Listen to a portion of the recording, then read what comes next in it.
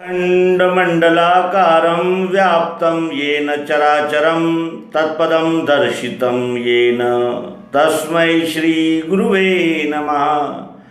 अज्ञानान्दस्य लोकस्य ज्ञानाञ्जनशलाकया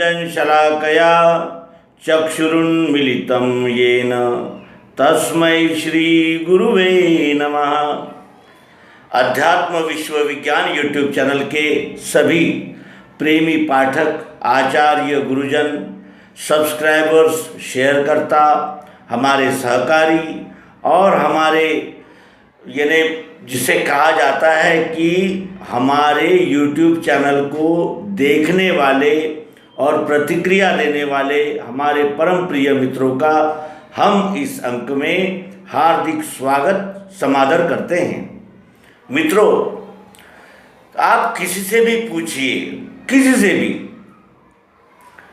अमीर से, गरीब से, छोटे से, बड़े से, व्यापारी से, डॉक्टर से, इंजीनियर से, शिक्षक से, किसी से भी आप पूछिए तो वो दो शब्द कहता है, अधिकतर कहता है मुझे सुख चाहिए और शांति चाहिए।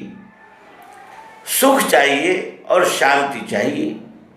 अब सुख में हम जो हमारी कामनाएं हैं, वासनाएं हैं, या जिससे हमारा अहंकार यानी संतुष्ट होता है, या फिर हमें प्रसिद्धि मिलती है, या फिर हमें प्रशंसा मिलती है, स्तुति होती है हमारी, उसमें हमें सुख लगता है। क्यों? क्योंकि वो हमारे मनोकामनाओं के, मनोधारणा के लिए अनुकूल होता है, इसलिए हमें सुख लगता है।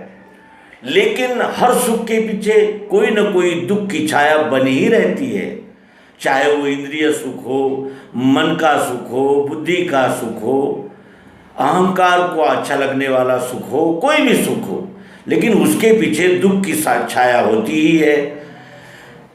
ये इस तरह समझा जा सकता है कि जिसे हम सुख के साधन समझते हैं, जैसे भोग है, ऐश्वर्य है, संतान है, पत्नी है, राज्य है, या जो भी कुछ हमें प्राप्त होता है, वो हम सुख की आशा से ही, सुख की इच्छा से ही जमा करते हैं, उसको उनका संग्रह करते हैं।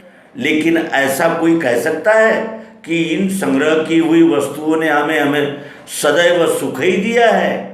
ऐसा हुआ है कभी?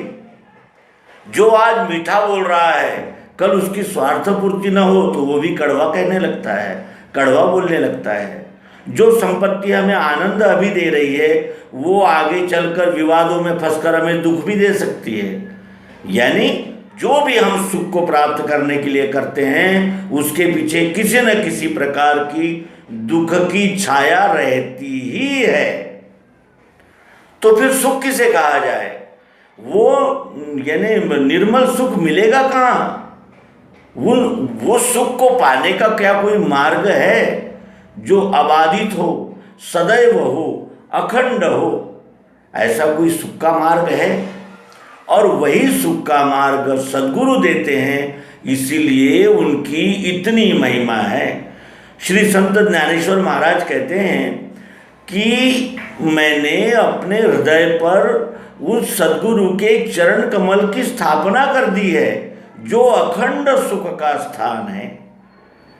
तो जो हमें सब लोग सब देते हैं, यानी भोग, ऐश्वर्य, मान, सम्मान, कीर्ति, ये अनंत प्रकार के सुख, और उसमें भी ऐसा क्या विशेष है जो सद्गुरु देते हैं,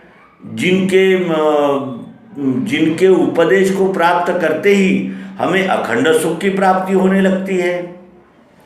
तो वो देते हैं हमें व्यष्टि रूप दृष्टिकोण से निकालकर समष्टि पारमिष्टि दृष्टिकोण में प्रतिष्ठित कर देते हैं। इसलिए फिर हमें दुख की अनुभूति तो छोड़िए, दुख की छाया भी प्राप्त नहीं होती, सदैव अखंड सुख ही प्राप्त होता है।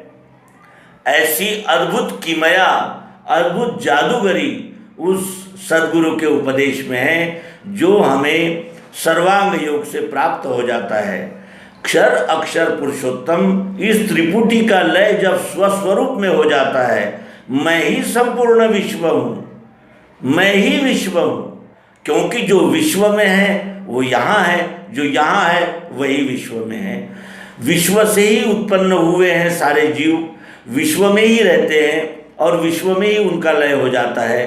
केवल ये जीव अपने आप को इस विश्वरूप परमात्मा से अलग मानकर अपनी एक विशेष दुनिया सजाता है, एक अपना एक जिसे कहते हैं एक अपना परिप्रेक्ष्य बनाता है, उसे ही जगत कहते हैं। मेरा, ये मेरा है, ये मेरा है, ये मेरा है, और ये मेरा है और वो तेरा है। तो इस तरह मेरा मेरा कहकर जो हम जुटाते हैं वही हमारा व्यष्टि भावना होती है, वही हमारा व्यष्टि जगत होता है। और व्यष्टि जगत ये सतत रूपांतरित होता है, क्योंकि वो क्षर दृश्य है। क्षर गति का भाग रहने से उसमें सतत परिवर्तन होता ही रहता है, और परिवर्तन ही दुखदायी होता है। परिवर्तन दुखदायी इसलिए होता है कि हम चाहते हैं कि सदैव ऐसा ही रहे।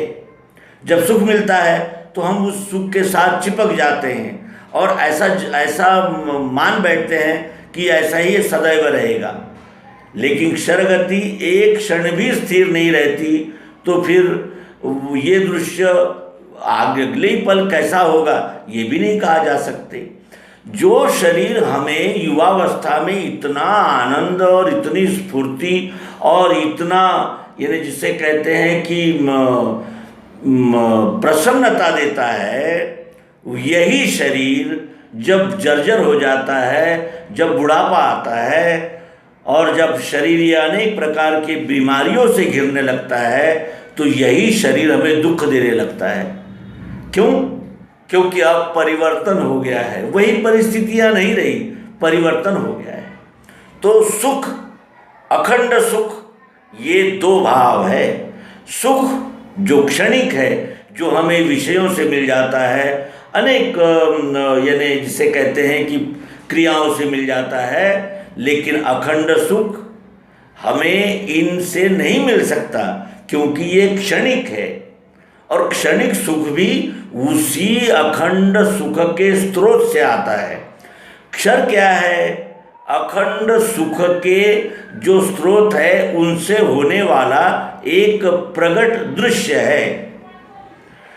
वहीं से आने से, यानी अक्षर से ही उसका वो यानी निर्माण रहने से, अक्षर से ही वो प्रकाशित रहने से क्षर में भी हमें आनंद लगता है। वो आनंद है ही, लेकिन वो कैसा है? क्षर गति रूप रहने से, सतत परिवर्तनशील रहने से उनका स्थायित्व तो बिल्कुल नहीं रहता, वो कभी भी बदल सकता है और बदलता ही है। तो इसलिए हमें अखंड सुख की चाहना, कामना अगर है, तो हमें सद्गुरु उपदेश की ओर ध्यान देना होगा। और सद्गुरु ये विश्व ही परमात्मा है, इस सिद्धांत को प्रत्यक्ष व्यवहार में सिद्ध करके प्रयोग द्वारा दिखाते हैं, जिससे हमारे सभी संशय भ्रम नष्ट हो जाते हैं। और यही जीव जो क्षणिक और क्षुल्लक सुखों में सुख की भावना करके लिप्त होना चाहता था, वही अब अखंड सुख में स्थिर हो जाता है, स्थायी हो जाता है। और वो अखंड सुख का स्थान ऐसा है कि वो न कभी घटता है न बढ़ता है, जैसा है वैसा ही रहता है। और इसीलिए जो सच्चे अध्यात्म को प्राप्त किए हुए अध्यात्म विज्ञानी जन हैं, उनके आनंद को कभी किसी बात की कमी महसूस नहीं होती।